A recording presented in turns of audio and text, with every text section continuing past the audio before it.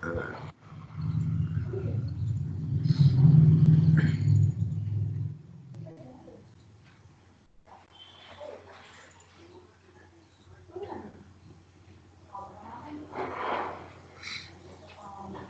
मैंने न्यूमेरिकल दिया था, किस किसने किया है?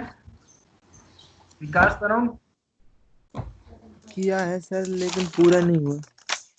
पूरा नहीं हुआ क्या? सर पहले तो कंफर्म ही नहीं था कहाँ पे कौन सा लोड है। बेटा, मैंने लगा के बोला था आपको, और वो उसमें वीडियो में पूरा था कि कितना लोड लगा हुआ है कितना नहीं है। नहीं सर, लोड नहीं, मतलब कौन सा एंड फिक्स है और कौन सा हिंज है। मैंने दोनों सिंपली सपोर्टेड दिया था, सिंपली है ना? सपोर्ट है। हाँ, दोनों सिंपली सपोर्टेड था।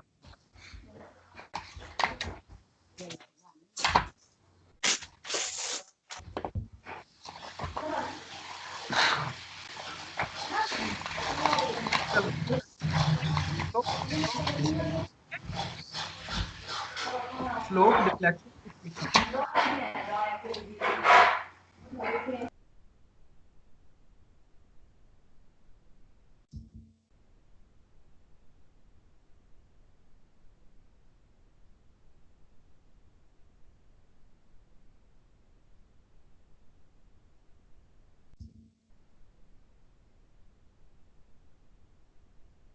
चलो, स्लोप डिफ्लेक्शन इक्वेशन में हमारे कुछ फार्मूला होता है। यदि आपका कंसंट्रेटेड पॉइंट लोड दिया हुआ है सेंटर पे, मतलब कोई बीम है, ए सपोर्ट और बी सपोर्ट, जिसका लेंथ है एल, उसमें कंसंट्रेटेड लोड दिया हुआ है सेंटर पे, जो कि एल बाय टू डिस्टेंस पे होगा। तो उसके लिए हमें फार्मूला होता है फिक्स्ड एंड मोमेंट के लिए, fixed end moment A B के लिए। किसके लिए? ए बी सपोर्ट के लिए। तो ये होता है -WL/8, -WL/8। और fix support M B A के लिए होता है WL/8। सिमिलरली, यदि आपका point load A B distance पे हो, इसका मतलब इसेंट्रिक डिस्टेंस पे हो, सेंटर पे ना होकर इसेंट्रिक डिस्टेंस पे हो, जिसका डिस्टेंस हो ए बी, मतलब एल बाय टू डिस्टेंस पे ना होकर ये कुछ अलग डिस्टेंस पे हो, तो तब हम फार्मूला यूज करते हैं फिक्स्ड मोमेंट ए बी के लिए, इस साइड के लिए, पहले ए बी के लिए। तो ये हो जाएगा -WA/B² और बी से ए के लिए हो जाएगा WA²B/L²। सिमिलरली थर्ड नंबर पे यूडीएल है, तो यूडीएल के लिए होता है -WL²/12 और +WL²/12। और यदि आपका कपल है, मोमेंट है, तो उसके लिए होता है सेंटर पे m/4 दोनों पॉजिटिव होते हैं। और यदि कपल ए बी डिस्टेंस पे है तो उसके लिए अलग फार्मूला होता है, वो है फार्मूला MB3A-L/L²। 3B3A-L/L²। किसके लिए? ए से ए के लिए, मतलब इस सपोर्ट के लिए। और जब हम इस सपोर्ट के लिए निकालेंगे तो कितना हो जाएगा? MA3B-L/L²। मतलब m के साथ हम किस वैल्यू को रखेंगे? यदि हम इस साइड से निकाल रहे हैं तो m के साथ हम ये वाली वैल्यू रखेंगे, और यदि हम इसको निकाल रहे हैं तो m के साथ ये वाली वैल्यू पुट करेंगे। m और म्यू में डिफरेंस कुछ नहीं होता है, ये समझ जाना, ठीक है? म्यू और m दोनों सेम होते हैं, बस इतना है कि यदि म्यू आपका सेंटर पे होगा तो उसके लिए m/4 होता है, और यदि m आपका ए बी डिस्टेंस पे होगा तो उसके लिए ये फार्मूला होता है। दोनों सेम है, m और म्यू। ठीक। इसके बाद मैक्सिमम बेंडिंग मोमेंट डायग्राम। यदि आपका पॉइंट लोड है, सेंटर पे है, तो उसके लिए ट्रेंगल बनता है। ट्रेंगल के लिए फार्मूला होता है WL/4, मतलब मैक्सिमम बेंडिंग मोमेंट के लिए फार्मूला होता है। मैक्सिमम बेंडिंग मोमेंट हमेशा लोड के नीचे आता है, तो लोड इस W किलो न्यूटन के नीचे आएगा, तो W इधर कोई भी पॉइंट मान लेना C, तो C पॉइंट पे मैक्सिमम बेंडिंग मोमेंट होगा WL/4। कितना? WL/4। और जैसे यदि ऐसा डिस्टेंस दिया हो, दो लोड दिए हो, दोनों लोड का डिस्टेंस अलग अलग हो, जैसे ए फिर बी और सी, तो सबसे पहले आप किसके लिए निकालोगे? इसके लिए ये वाला मैक्सिमम हो जाएगा। तो ये यदि आप ये वाले लोड के लिए निकालते हो तो ये ए डिस्टेंस हो जाएगा, और यहां से लेके यहां तक का बी डिस्टेंस हो जाएगा। और सेकंड लोड के नीचे यदि निकालते हो तो ये पूरा ए डिस्टेंस होगा, और ये वाला बी डिस्टेंस, ठीक। और यूडीएल है, इसको बोलते हैं यूडीएल लोड। यूडीएल है तो उसके लिए क्या होता है, WL²/8 मैक्सिमम बेंडिंग मोमेंट, जिसका डायग्राम बनता है कैसा, पैराबोला, कैसा, पैराबोला। और यदि सिंगल लोड है, ए बी डिस्टेंस पे है, तो उसके लिए ट्रायंगल होता है जो कि मैक्सिमम बेंडिंग मोमेंट निकालते हैं कैसे, WAB/L, ठीक। दिखाई दे रहा है सभी को? Yes sir. इसके बाद स्लोप डिफ्लेक्शन इक्वेशन, ये है मेरा पहला इक्वेशन, ठीक है। मेरे दो सपोर्ट है, ए और बी। ए सपोर्ट कैसा है, फिक्स है, और सी सपोर्ट फिक्स है, और बी सपोर्ट है। ए बी स्पान में 5 किलो न्यूटन का लोड लगा हुआ है, जो कि डिस्टेंस 3 मीटर ए सपोर्ट से है और बी सपोर्ट से 2 मीटर। और बीसी स्पान पे 8 किलो न्यूटन का लोड है, जिसका टोटल डिस्टेंस है, स्पान है 5 मीटर। 5 मीटर मतलब सेंटर पे आपका 8 किलो न्यूटन का लोड लग रहा है, जो कि 2.5 मीटर डिस्टेंस पे है। तो हम सबसे पहले फाइंड आउट करेंगे क्या, fixed end moment. Fixed end moment find out करने के लिए सबसे पहले आप निकालिए ए से बी के लिए, मतलब MFAB। मैंने बताया है कि जब आपका सेंटर लोड हो, कॉन्सेंट्रेटेड पॉइंट लोड हो, यदि ए बी डिस्टेंस पे हो, तो उसके लिए फार्मूला होता है -WAB²/L², ठीक है। और सेकंड वाले हो जाएगा इस साइड के लिए, BA के लिए, BA के लिए कितना हो जाएगा, +WA²B/L², ठीक। यहाँ पे गलती से माइनस हो गया है, सॉरी, ये माइनस नहीं है, यहाँ पे प्लस होगा। तो एक हमारा माइनस होता है और एक प्लस होता है। तो आप वैल्यू पुट करोगे, W की वैल्यू 5 किलो न्यूटन, A की वैल्यू ये है 3 मीटर, और B की वैल्यू ये है 2 मीटर। A की वैल्यू ये वाला लेफ्ट साइड वाला, और राइट साइड वाला B की वैल्यू, ये पुट करोगे तो आपको फिक्स्ड मोमेंट आ जाएगा किस पॉइंट पे, A पॉइंट पे, A सपोर्ट पे, -2.4 किलो न्यूटन मीटर। सिमिलर जब MFBA निकालोगे तो B पे आ जाएगा फिक्स्ड मोमेंट कितना, +3.6 किलो न्यूटन मीटर। ये किसके लिए है, स्पान बी ए के लिए। इसके बाद आप BC पे निकाल लिए, BC पे कितना है, सेंटर लोड है, मतलब पॉइंट लोड कहाँ पे है, सेंटर पे। तो सेंटर पे है तो इसके लिए क्या होता है, maximum bending moment, sorry fiction moment, WL/8। तो पहले बी से सी के लिए -WL/8, और सी से बी के लिए +WL/8। -W की वैल्यू है कितना, 8 × 5, टोटल डिस्टेंस है L की, डिवाइडेड बाय 8, तो ये आ गया -5 किलो न्यूटन मीटर। इसके बाद MCB ये है +5 किलो न्यूटन मीटर। फिर हम लगाएंगे कौन सा इक्वेशन, स्लोप डिफ्लेक्शन इक्वेशन, जो कि फार्मूला होता है 2EI/L 2θA + 2θA + θB -3del/L + MFAB। यहाँ पे 2 टाइम्स हम करेंगे उस वैल्यू को जो यहाँ पे सबसे पहले दिया होगा। तो यहाँ पे देखिए आप किसके लिए निकाल रहे हैं, स्पान AB, मतलब मोमेंट AB के लिए। तो AB के लिए जब मोमेंट निकालोगे तो जो पहला होगा उसका हम 2 टाइम्स करते हैं। तो यहाँ पे देखिए 2θA + θB -3del/L + MFAB। अब यहाँ पे फिक्स्ड मोमेंट उसका करेंगे जिसका हम मैक्सिमम वो मोमेंट निकाल रहे हों, हम जिसका मोमेंट निकाल रहे होंगे उसका फिक्स्ड मोमेंट प्लस कर देंगे। तो हमारा ये फार्मूला होता है MAB = 2EI/L 2θA + θB -3del/L + MFAB। अब यहाँ पे θA और θB की वैल्यू देखिए, ये सपोर्ट आपका फिक्स है, फिक्स सपोर्ट पे हमेशा स्लोप क्या होता है, 0। कैसा होता है सपोर्ट पे, 0। और ये इंटरमीडिएट सपोर्ट है, इंटरमीडिएट सपोर्ट पे आपको हिंज कंसीडर किया जाता है। तो यहाँ पे स्लोप आएगा, तो स्लोप आएगा तो इस यहाँ पे स्लोप मतलब थीटा बी आएगा, थीटा बी की हमें वैल्यू कैलकुलेट करना है। ये हो गया, थीटा ए की वैल्यू 0, थीटा वैल्यू यहाँ पे कैलकुलेट करना है। डिफ्लेक्शन हमें नहीं दिया हुआ है क्वेश्चन में, तो ये वैल्यू 0 हो जाएगा। इसकी वैल्यू, डेल की वैल्यू, ये वैल्यू 0। MFAB की वैल्यू हमने कैलकुलेट किए हैं, देखिए MFAB -2.4 kilo newton metre. Put कीजिए इक्वेशन 2EI/L, L की वैल्यू है 5, तो हमने यहाँ पुट किया 5 2θA, θA की वैल्यू है 0, क्यों, क्योंकि फिक्स एंड सपोर्ट है, फिक्स सपोर्ट के लिए थीटा की वैल्यू होता है 0। तो यहाँ पे θA हो जाएगा 0। 3 डेल की वैल्यू 0, क्यों, क्योंकि डिफ्लेक्शन नहीं दिया हुआ है, सिंकिंग नहीं दिया हुआ है, तो ये वैल्यू 0। यहाँ पे हमने 0 पुट किए, जब सॉल्व किए तो हमारे ये इक्वेशन निकल के आ गया कितना 0.4 EI थीटा बी माइनस 2.4।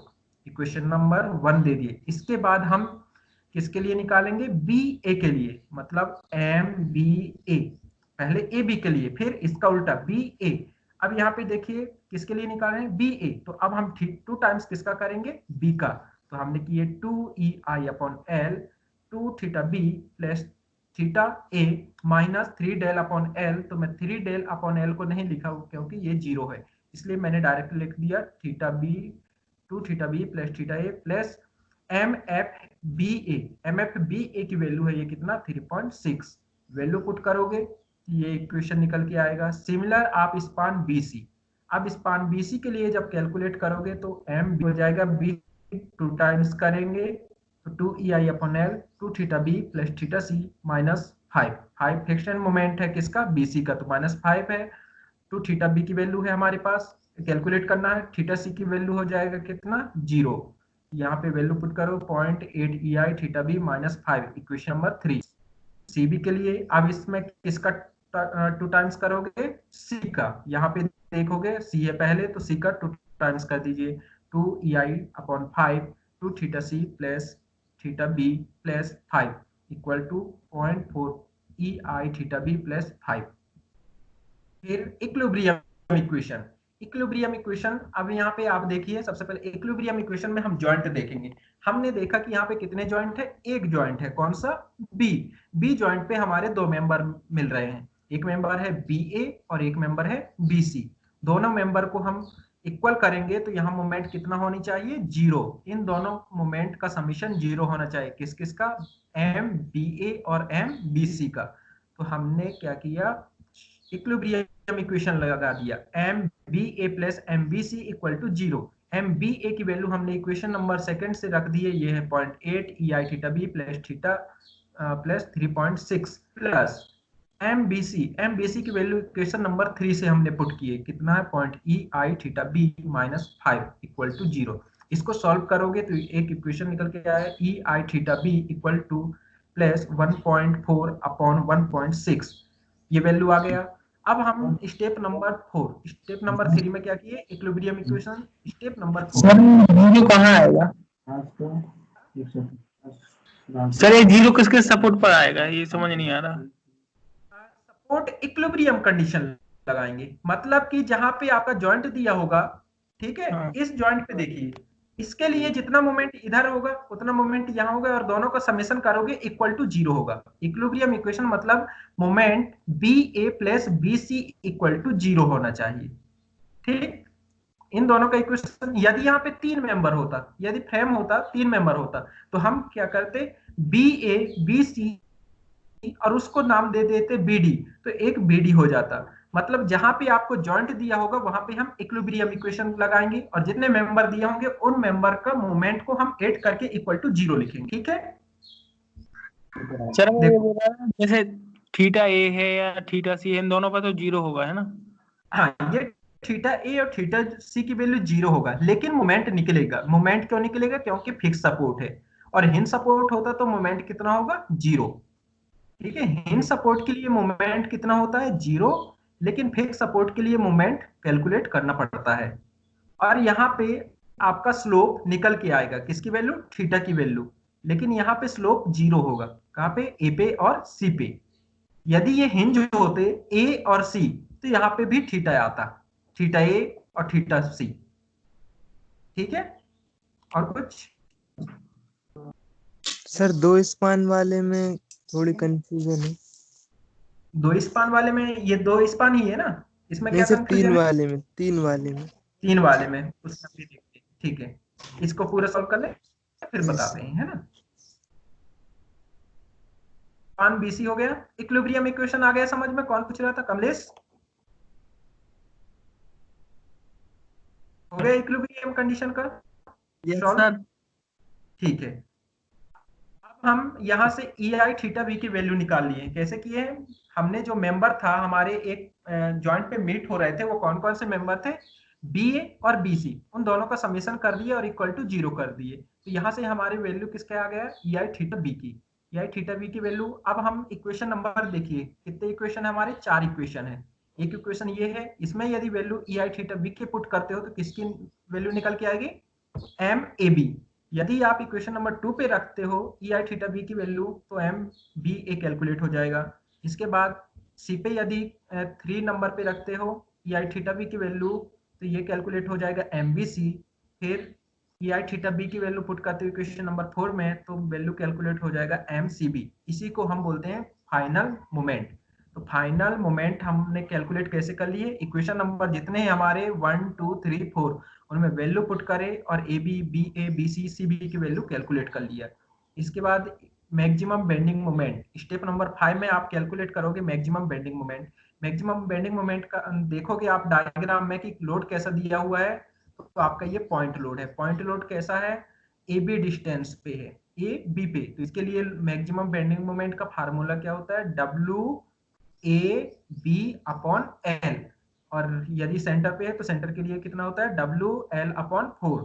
बस वैल्यू पुट कीजिए और सेंटर पे मैक्सिमम बेंडिंग मोमेंट आ जाएगा। तो ये है एम ए बी के लिए, ए बी स्पान में maximum bending moment W A B upon L. W की वैल्यू था 5, ए की वैल्यू 3, बी की वैल्यू 2 अपॉन एल की वैल्यू 5, ये 6 किलो न्यूटन मीटर।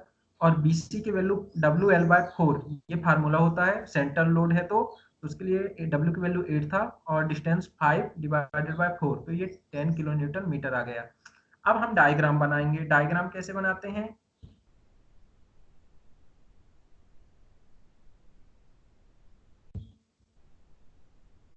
अब ये डायग्राम बनाना है हमको। तो हम देखते हैं यदि हमारा नेगेटिव वैल्यू आया है, नेगेटिव वैल्यू आया तो सपोर्ट पे हम पहले सपोर्ट नाम दे दो, ये है हमारे एक सपोर्ट और एक सपोर्ट यहाँ पे है बी और एक सपोर्ट है यहाँ पे सी। दो सपोर्ट दिए हैं, ठीक है। अब सपोर्ट आने के बाद आप क्या करोगे, यदि आपका नेगेटिव बेंडिंग मोमेंट आया है फिक्स्ड एंड मोमेंट तो नेगेटिव हम हमेशा हम ऊपर बनाते हैं और पॉजिटिव नीचे। नेगेटिव फिक्स्ड एंड मोमेंट ऊपर बनाते हैं और पॉजिटिव फिक्स्ड एंड मोमेंट नीचे। मैक्सिमम बेंडिंग मोमेंट हमेशा लोड के नीचे आता है और जहां पे लोड होता है वहां मैक्सिमम बेंडिंग मोमेंट होता है। मैक्सिमम बेंडिंग मोमेंट का डायग्राम हमेशा पॉजिटिव ऊपर बनाते हैं। मैक्सिमम बेंडिंग मोमेंट डायग्राम का डायग्राम पॉजिटिव ऊपर बनाते हैं, फिक्शन मोमेंट नेगेटिव ऊपर बनाते हैं, ठीक है। तो हमारा वैल्यू देखिए, वैल्यू जैसा था वैसे ही बनाइए। तो हमने क्या किए हैं, सबसे पहले हम देखेंगे इसका, आप ए बी के देखिए -205 किलो न्यूटन मीटर। इसके बाद ए बी के बाद आप बी सी के बाद C B, C B B C के बाद आप बी सी बी डी का देखते हैं, लेकिन बी डी नहीं दिया है, सी बी दिया है। तो सी बी का अपोजिट वैल्यू लेंगे, जो लास्ट में आएगा उसका हम नेगेटिव के साथ अपोजिट वैल्यू लेंगे। अपोजिट मतलब ये पॉजिटिव है तो उसका नेगेटिव। तो यहाँ पे देखिए ए बी की वैल्यू कितना है, -2.05 और बीसी की वैल्यू है -4.30 किलो न्यूटन मीटर और सीबी की वैल्यू है 5.35 किलो न्यूटन मीटर। तो इसका नेगेटिव वैल्यू लेंगे। तो यहाँ पे हम डायग्राम बना दिए, कितना ए पे माइनस ऊपर है 2.05, बी पे माइनस ऊपर है 4.35 और ये 5.35 किलो न्यूटन मीटर, ये नेगेटिव आपका ऊपर बनेगा। और इन दोनों को हम मिला दिए, इसको इससे, ये फिक्शन मोमेंट का डायग्राम बन गया। इसके बाद मैक्सिमम बेंडिंग मोमेंट का डायग्राम हम बनाते हैं ट्रेंगल, किसके लिए, पॉइंट लोड के लिए। तो हमारा मैक्सिमम बेंडिंग मोमेंट आया था ए बी स्पान के लिए 6 किलो न्यूटन, तो हम लोड के नीचे ट्रेंगल बनाए 6 किलो न्यूटन का, ये बना दिए। इसके बाद बीसी स्पान में हमारा 10 किलो न्यूटन मीटर आया था तो उसके लिए 10 किलो न्यूटन ये ऊपर बना दिए। 10 हमेशा याद रखना कि बड़ी वाली वैल्यू ऊपर होनी चाहिए, छोटी वाली वैल्यू नीचे।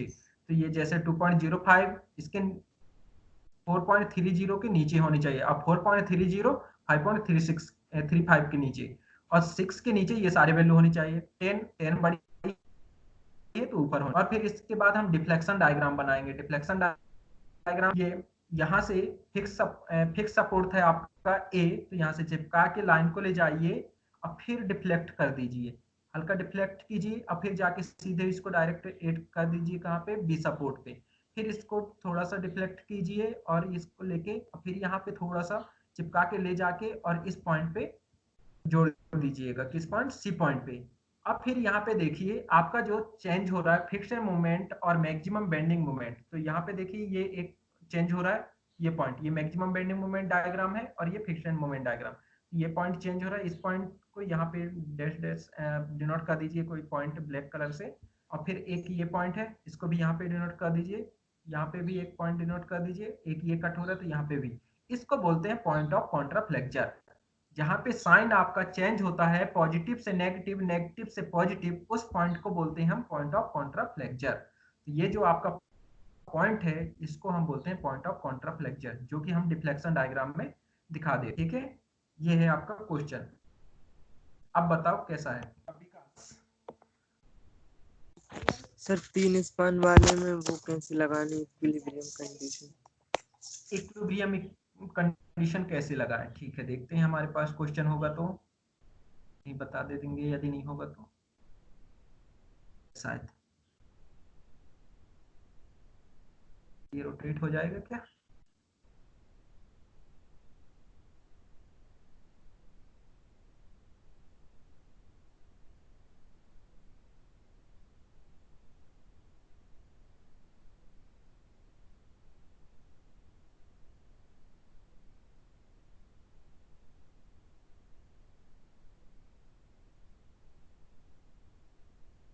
डायग्राम रोटेट हो सकता है क्या पीडीएफ में, नहीं होता। पता नहीं सर।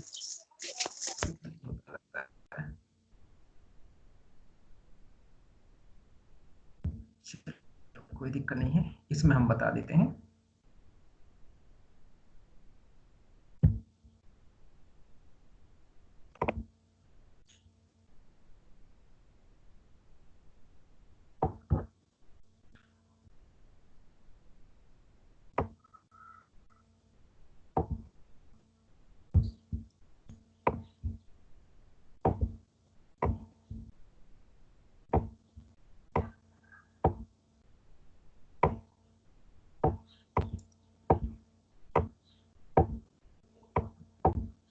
ये 3 स्पान है, ठीक है।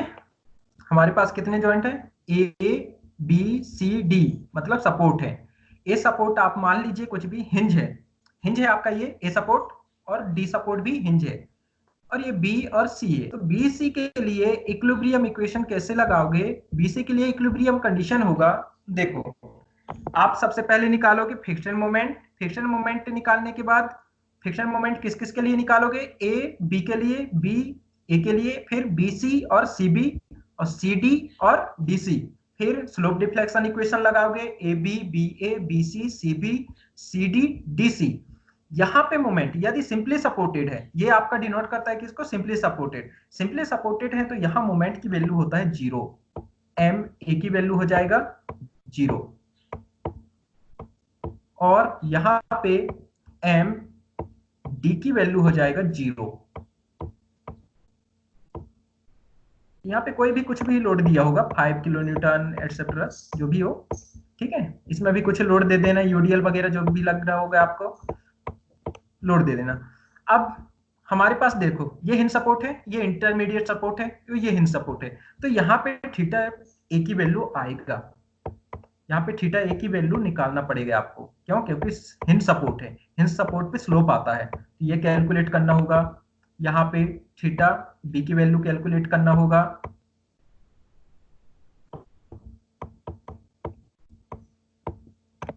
और यहाँ पे थीटा सी की वैल्यू,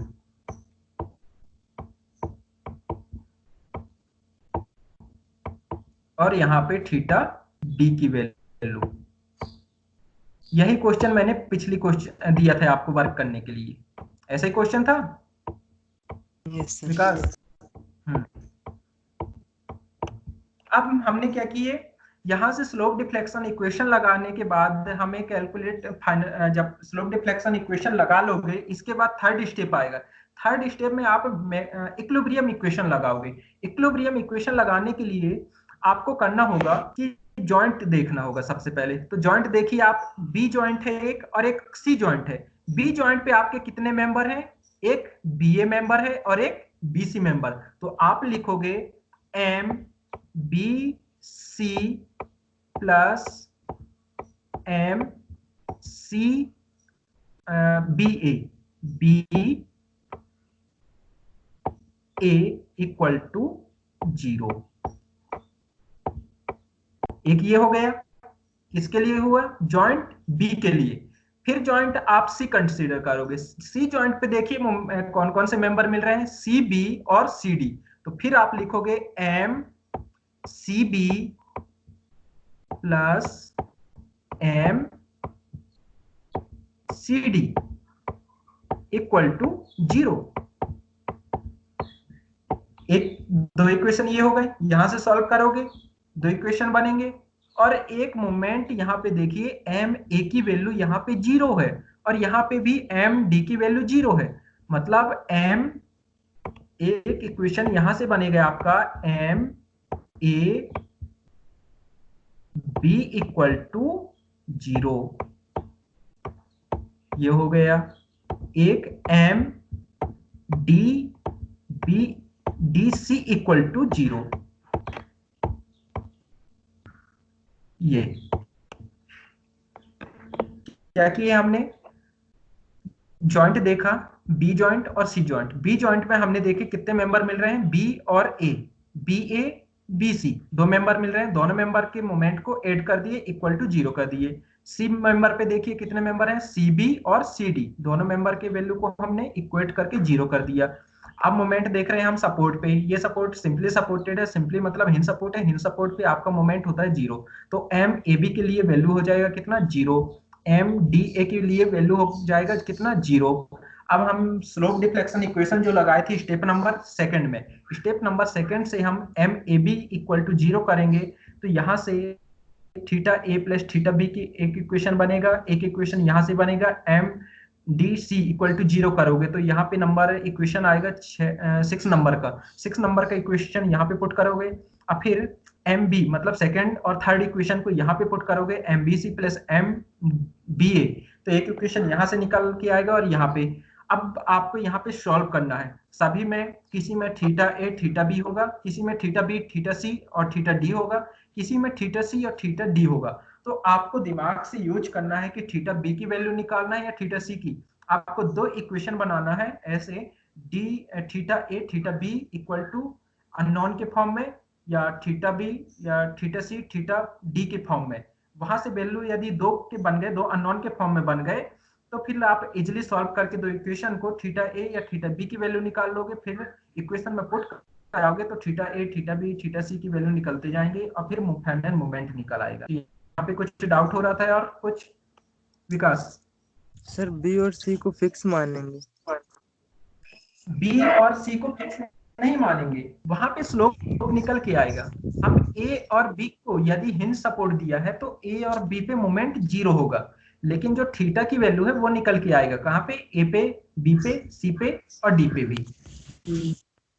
ठीक है, थीटा ए पे भी निकल, थीटा ए की वैल्यू भी निकलेगा, थीटा बी की भी वैल्यू निकलेगा, थीटा सी की वैल्यू निकलेगा, थीटा डी की वैल्यू निकलेगा। तो ये इक्वेशन जाएगा लेंथी, जो मैंने आपको फर्स्ट क्लास में पढ़ाया था। इसको जब स्लोप डिफ्लेक्शन स्टार्ट किया था उस दिन मैंने फर्स्ट क्वेश्चन में ही 3 स्पान लिया था, और 3 स्पान में मैंने फिक्स सिंपली सपोर्टेड लिया था। सिंपली सपोर्टेड से क्या होता है कि आपका लेंथी क्वेश्चन जाता है। यदि फिक्स एंड सपोर्ट होता है, फिक्स के लिए लेंथी नहीं होता है, लेकिन सिंपली सपोर्टेड के लिए लेंथी होता है। वो इसलिए क्योंकि थीटा की वैल्यू ज्यादा हो जाती है। अब यहाँ पे 4 अननोन हो गए, theta A theta B theta C theta D. तो 4-5 इक्वेशन तो वहां पहले ही बन चुके हैं, 6 इक्वेशन। फिर एक 7 8 9 10 इक्वेशन ये हो गए। फिर इनमें से 2-3 इक्वेशन और निकल के आएंगे। फिर जब उन इक्वेशन को सॉल्व करोगे तब किसी एक की वैल्यू निकल के आएगी, या तो थीटा ए की, कोई थीटा ए की निकाल लेगा, कोई थीटा सी की निकाल लेगा, कोई थीटा बी का, या कोई थीटा डी का।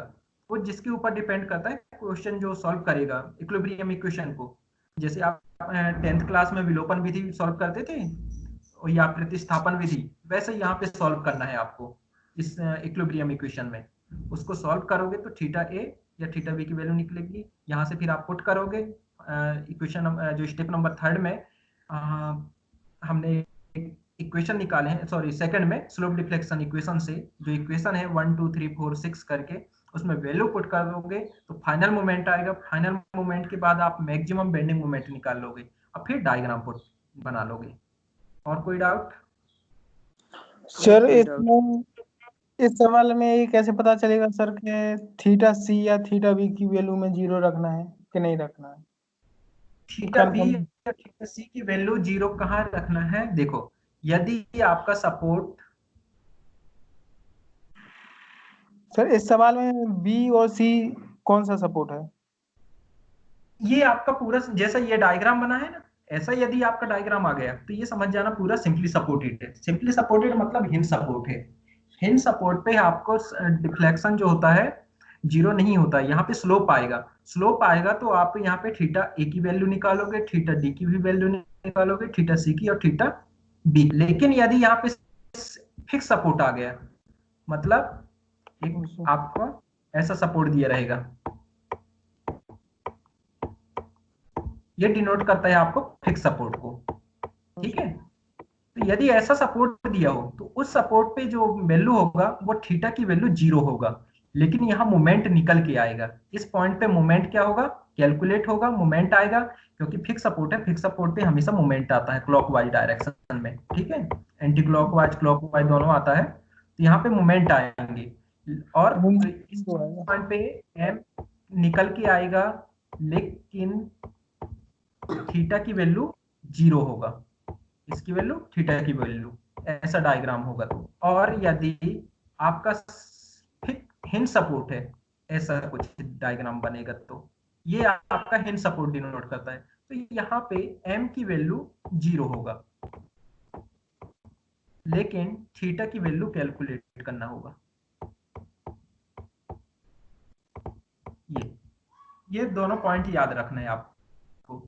मतलब फिक्स सपोर्ट है तो फिक्स सपोर्ट पे मोमेंट निकल के आएगा, थीटा की वैल्यू 0 होगा। और यदि हिंज सपोर्ट है, हिंज सपोर्ट पे मोमेंट की वैल्यू 0 होगा, लेकिन थीटा की वैल्यू कैलकुलेट करना होगा। ठीक है, यस सर। और कुछ किसी को? सर ये नोट्स चाहिए सेकंड और क्या थर्ड यूनिट के। नोट्स चाहिए सेकंड और थर्ड यूनिट थर्ड का? यूनिट। चलो यही वाला जो मैं लेक्चर पढ़ा रहा हूँ ना।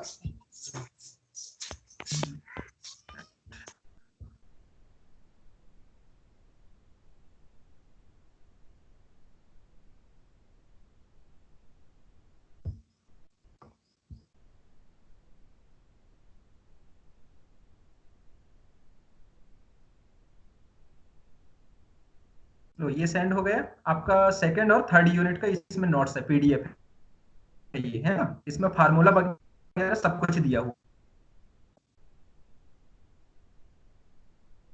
चलो, और कुछ डाउट्स वगैरह जो भी है आप लोग पढ़ के, और वीक में हम ऐसे डाउट क्लास रखा करेंगे, उसमें पूछ लिया करो। आपके लगभग 22 से 20 से ऑनलाइन एग्जाम हो सकते हैं, तो आप लोग भी प्रिपेयर प्रिपेयर रहिएगा। सर ठीक है, ऑनलाइन एग्जाम कैसे होंगे? सर कितनी तारीख से? थ्योरेटिकल भी होगा, उसमें रिटर्न के लिए भी आ सकता है, ऑप्शन दिया रहेगा उसमें, वो आप लिखना पड़ेगा। और कैसे लिखना वो उस टाइम एग्जाम के पहले बता दिए जाएंगे आपको, सर क्योंकि टाइपिंग करनी हमारा पड़ेगी?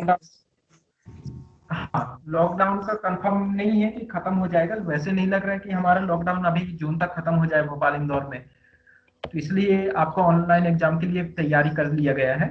20 तारीख से कंफर्म है कि एग्जाम हो सकता है। सर ऑनलाइन में न्यूमेरिकल कैसे करेंगे? बेटा उसमें ऑप्शन आएगा, जैसा भी दिया रहेगा तो आप कर लेना, कोशिश करना। अभी हमें नोटिफिकेशन नहीं आया, नोटिफिकेशन आ जाएगा तो हम बता देंगे कि कैसा क्या करना है, आपको क्लियर कर देंगे आपका डाउट। ठीक है, ऑनलाइन हो सकते हैं क्या पेपर? हाँ ऑनलाइन हो सकते हैं। और जो आपका, मैं ये स्लोप डिफ्लेक्शन इक्वेशन है, इसका फ्रेम के क्वेश्चन भी करके देखिएगा। फ्रेम के क्वेश्चन में जहां पे डाउट है वो पूछिएगा मुझे, जो आपका फ्रेम होता है ऐसा कुछ।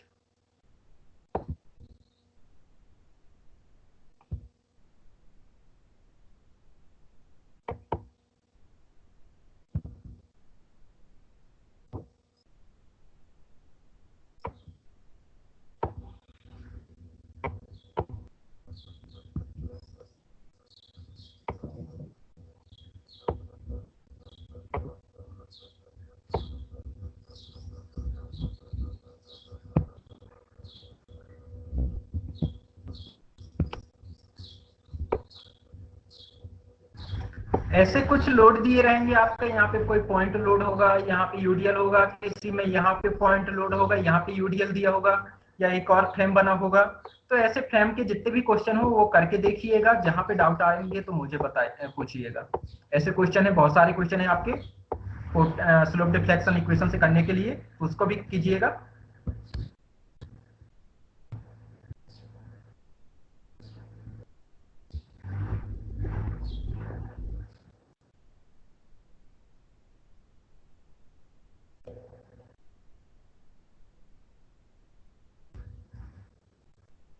ये क्वेश्चन, ऐसे क्वेश्चन आएंगे तो उसको भी करिएगा, उसमें भी सेम प्रोसेस लगेगा आपको। डिफ्लेक्शन स्लोप डिफ्लेक्शन इक्वेशन लगाओगे, इक्विलिब्रियम इक्वेशन लगाओगे। अब देखिए इस पॉइंट पे, जैसे इस पॉइंट पे इसको मान लीजिए ये आपका है बीसी स्पान और ये है आपका सीडी स्पान और ये है डीसी स्पान।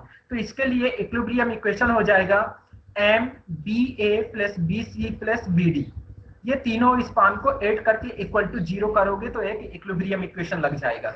और जैसे यहाँ पे फिक्स है तो यहाँ पे मोमेंट जो भी पॉइंट रहेगा, सी पॉइंट रहेगा, तो उसके लिए सी बी की लिए वैल्यू 0 हो जाएगा। तो ऐसे इक्वेशन भी आपको पीडीएफ में दिया गया है, उसको अच्छे से पढ़िए। जहाँ पे डाउट आता है मुझे नेक्स्ट क्लास में पूछ लीजिएगा। और इंडिविजुअल आप सभी लोग डाउट के लिए बता दीजिएगा कि सर मुझे यहाँ पे डाउट आता है, मुझे यहाँ पे डाउट आता है, तो फिर मैं एक क्लास रख के फिर सभी के डाउट क्लियर कर दिया करूंगा। ठीक है विकास? ठीक है sir. Yes sir. Yes sir. ठीक है बेटा, चलो आज का क्लास यहीं पे समाप्त होता है ना? सर एक और, वो जिसके पास मोबाइल